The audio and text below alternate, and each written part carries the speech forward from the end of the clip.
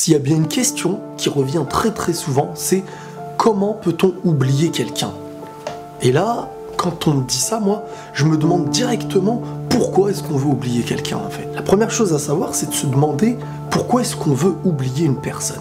Est-ce que c'est la personne réellement qu'on veut oublier, ou est-ce qu'en fin de compte, on veut oublier la douleur que cette personne nous a procurée? Et qu'en fin de compte, la simple personne qu'il est ou qu'elle est représente à nos yeux des mauvais souvenirs, des douleurs, de la tristesse, parfois même un traumatisme. Ce que je vais vous dire n'est pas la vérité, mais ma vision des choses.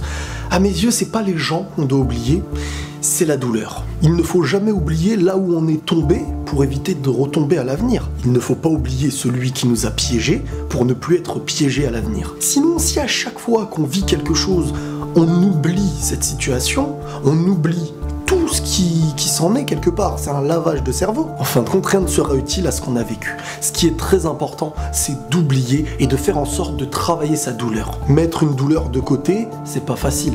Parce qu'on ne contrôle pas nos émotions, on ne contrôle pas nos douleurs. Mais si en fin de compte, de plus en plus, on pouvait aller un petit peu mieux. Si en fin de compte, au lieu de toujours regarder derrière, on regardait devant. C'est un détail tout bête, mais il y a des gens qui vivent sur le hier, sur ce qui nous a attristés. Et en fin de compte, on est dans un moule où on se fait nous-mêmes de la peine. En se faisant de la peine, on ressasse uniquement les douleurs et on en oublie qu'un grand chemin est devant nous et qu'on peut le prendre, qu'une nouvelle porte peut s'ouvrir. Cette nouvelle porte et ce chemin, on va le prendre. Mais parfois, on perd du temps.